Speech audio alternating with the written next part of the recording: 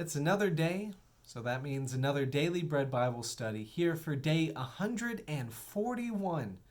This is Wednesday, May 20th, 2020, focusing on Nehemiah chapters 1 through 3.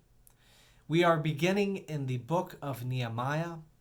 Nehemiah is mentioned as the cupbearer for King Artaxerxes of Persia, and Nehemiah is an official. He is also a Jew as well, and he seeks to rebuild Jerusalem after he hears about its sad state. He wants to honor his heritage and also rebuild Jerusalem, and he receives blessing to do so.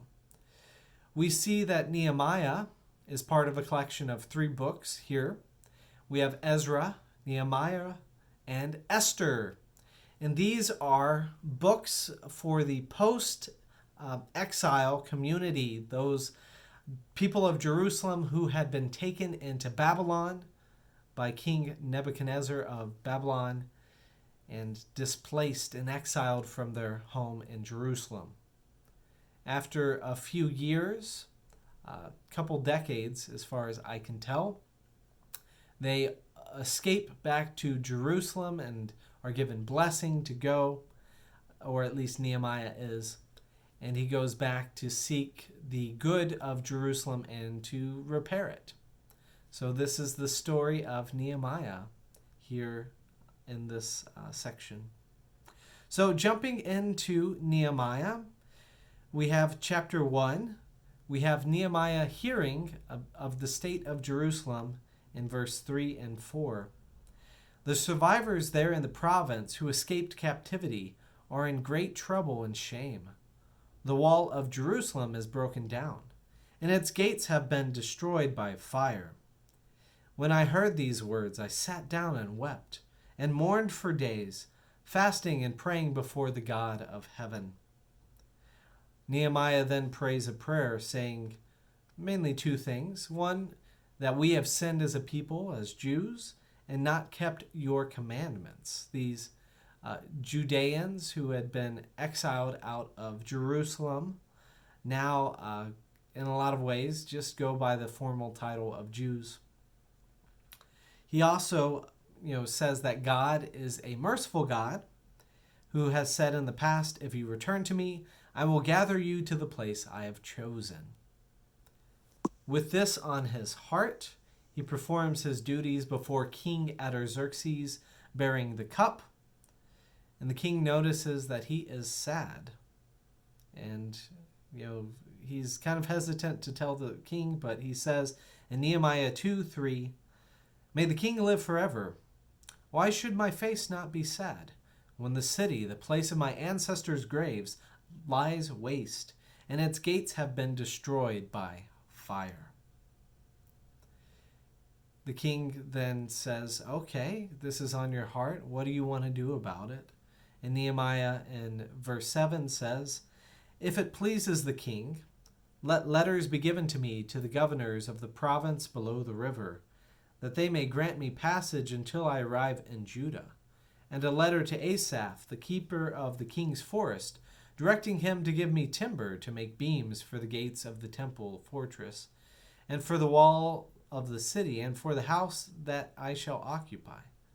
And the king granted me what I asked, for the gracious hand of my God was upon me.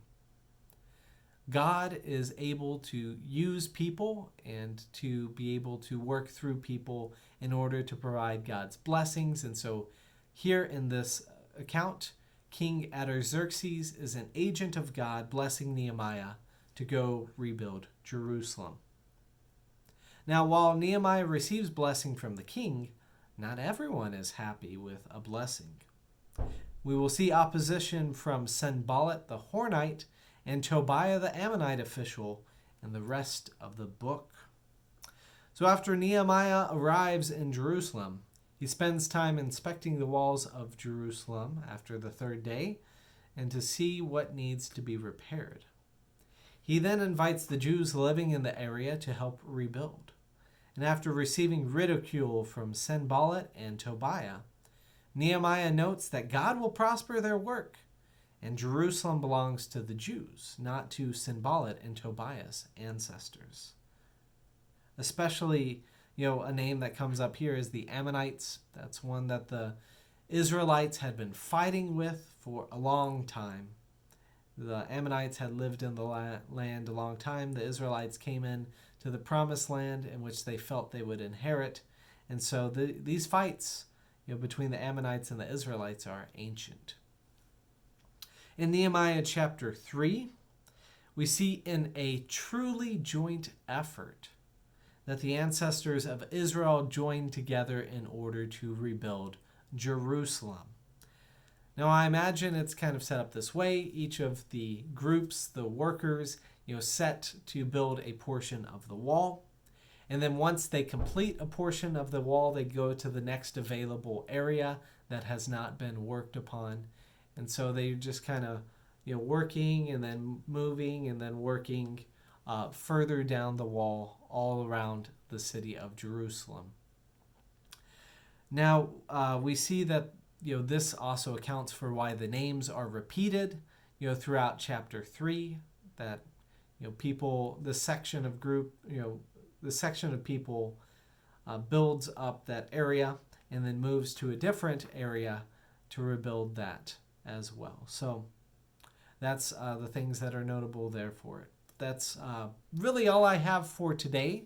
Next time we will get into a little bit more of the opposition and the creative ways that they have to leverage their resources in order to make sure that they are able to build maybe a little bit more slowly, more cautiously, but they will in fact complete their task because God will be with them. So may you be able to complete any tasks you have for today. May God's blessings be upon you.